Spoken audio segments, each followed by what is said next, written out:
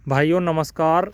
भाइयों ये जो प्लाट देख रहे हैं आप, ये भाइयों ट्रेंच विधि से गन्ने की बुआई की हुई है। और ये भाइयों सितंबर की बुआई है, ये देखिए।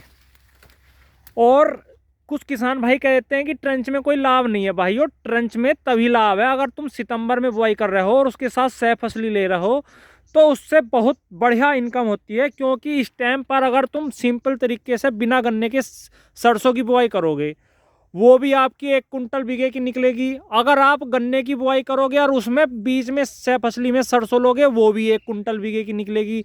तो भाइयों वो सरसों तो 1 कुंटल बीघे की आपकी सिंपल तरीके से इस लब्बी सही निकल रही है, लेकिन इसमें आपको गन्ना बिल्कुल तैयार हो जाएगा। जिस टाइम आप मार्च में गन्ने की बुआई करते हो, उस टाइम तक मार्च तक बिल्कुल आपका गन्ना बिल्कुल तैयार हो जाएगा, ये वाला। तो भाइयों इसमें बहुत लाभ है। और ये देखिए इन किसान भाई ने बिल्कुल जैसे गूल खींच दी है, एक अंगल मिट्टी घेर कर, बाद को कोई मिट्टी नहीं घेरी, ये देखिए। और कितना शानदार जमाव है। और कुछ किसान भाई क्या करते हैं, इसकी निराई गुड़ाई नहीं करवाते। तो भाइयों ये देखिए इन किसान भाई ने सरसों बोई और बीच में बिल्कुल भी इनके खेत में खरपतवार नहीं चमकने के, ये स्पष्ट तरीके से मैं वीडियो में चमक रहा है। ये देखिए कितना शानदार इनका खेत लग रहा है। और ये कुछ गायें भी चर गई हैं इनके, जो छुट्टा पशु हैं, ये देखो ये भी चर गए। लेकिन ये देखिए कितना शानदार तरीके से गन्ने का जमाव है। और गन्ना मेड़ा भी करने लगा है, ये देखिए भाइयों, ये गन्ना मेड़ा भी करने लगा है, ये कल्ले निकल रहे हैं, ये देखिए। और कितना शानदार तरीके से।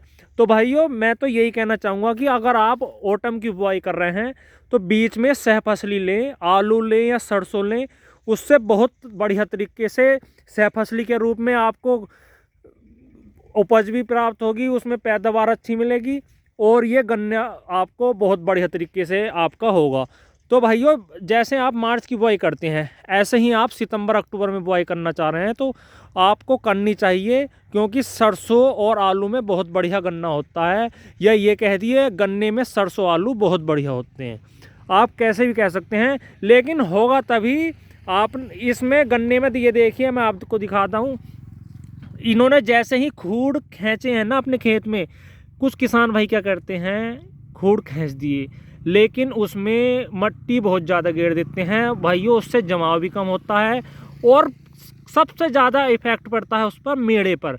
कल्ले नहीं निकलते। तो भाइयों कल्ले तभी निकलेंगे अगर आप 1 अंगल ही मिट्टी डाल लेंगे। इन किसान भाई ने बिल्कुल 1 अंगल ही मिट्टी डाल ली है और इसमें कोई भी खरपतवार होने नहीं दे रहे हैं। ये देखिए कितना शानदार तरीके से इनका गन्ना चल रहा है। और सरसों आपको दिख रही होगी कितनी शानदार तरीके से सरसों है। और सरसों इन्होंने भाइयों बीच में बखेरी है, ये नहीं खूड़ नहीं खींचे, सरसों के बीच में बखेरी है। और कुछ किसान भाई क्या करते हैं, पहले सरसों खेत में बखेर देते हैं और फिर खूड़ खींचते हैं, हो तो इस लब्बी जाती है। लेकिन गन्ने के खूड़ में सरसों का एक भी पौधा होना नहीं चाहिए, जैसे इन किसान भाई ने कर रखा है। ये देखिए इन किसान भाई ने बिल्कुल भी सरसों अपने गन्ने खूड़ में होने नहीं दी और ना ही कोई खरपतवार। और मिट्टी बिल्कुल बहुत ही कम डाल ली है पच्छी पर, जिससे आपको ये दिख रहा होगा कि गन्ने का जमाव कितना शानदार आया है और सरसों कितनी बढ़िया हो रही है। और इस सरसों की बुआई में भाइयों बहुत कम लागत आती है, बीज कम डलता है। और गन्ने की बुआई में भी बीज कम डलता है और दवाई, कोई भी दवाई देने की ज़रूरत नहीं है। केवल आप बुआई पर एक NPK 10 किलो बीघे का या तो आप सरसों को दे दो या गन्ने को दे दो। सिर्फ एक फसल को दो, उससे दूसरी फसल को पूरा लाभ मिलेगा। और इसमें अगर आपके खेत में कोई जैसे दीमक या गिंडार का प्रकोप है तो भाइयों एक छोटा सा स्टेम इंसेक्टिसाइड लगाने की ज़रूरत है। अगर आपके खेत में ज़्यादा दिक्कत है तो आप फरवरी या मार्च में कोई इंसेक्टिसाइड अच्छा सा लगाएं। लेकिन इस टाइम हल्का सा इंसेक्टिसाइड भी लगाओगे, उससे भी आपका गन्ना और सरसों बहुत बढ़िया होंगे। ये देखिए कितना शानदार इनका खेत लग रहा है और बहुत ही बढ़िया तरीके से ये खेती करते हैं, ये देखिए। तो भाइयों और ना मेन बात ये है, किसान भाई यही गलती करते हैं कि खरपतवार पर नियंत्रण नहीं कर पाते और दूसरा मिट्टी ज़्यादा डालते हैं। और भाइयों दूरी 5 फीट से कम ना हो। अगर आप ट्रैक्टर से जुताई करना चाह रहे हो बीच में, तो भाइयों दूरी का मेन चीज़ है, दूरी उसमें बढ़ानी चाहिए, 5 फीट से कम ना हो।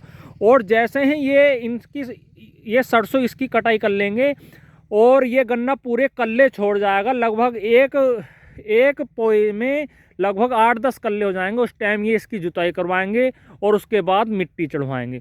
तो भाइयों जितना भी इसका जड़ में और जितना पत्ते झड़ेंगे सारी ये इसके गन्ने की जड़ में पहुंचेगा। जिस टाइम मिट्टी चढ़ाएंगे उस टाइम इसका इतना बढ़िया गुण लगेगा कि गन्ना एकदम से ही बढ़ता चला जाएगा।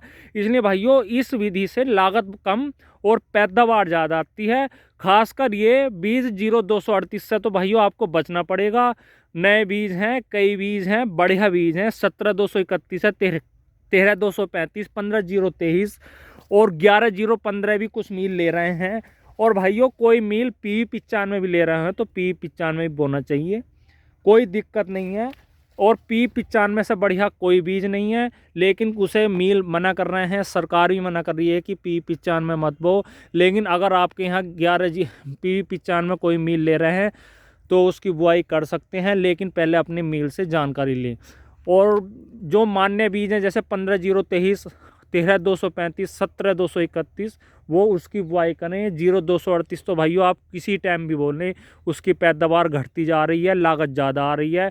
क्योंकि कुछ किसान भाई कहते हैं कि हमने ट्रेंच विधि से बुआई की 0238 की, लेकिन वो छोटा ही बढ़ा क्योंकि उसमें टॉप बोरर आ गया।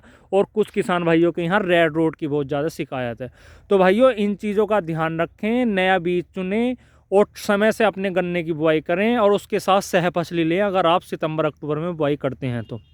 ये देखिए इनका बहुत ही बढ़िया तरीके से खेती करते हैं ये किसान भाई, और कितना अच्छा इनका गन्ना भी हो रहा है और सह फसली में सरसों भी।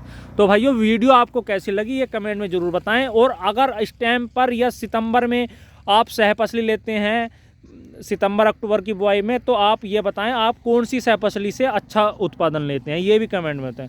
तो भाइयों वीडियो आपको कैसी लगी ये ज़रूर कमेंट में बताएं और वीडियो को लाइक शेयर करें और चैनल को सब्सक्राइब करें। धन्यवाद, नमस्कार।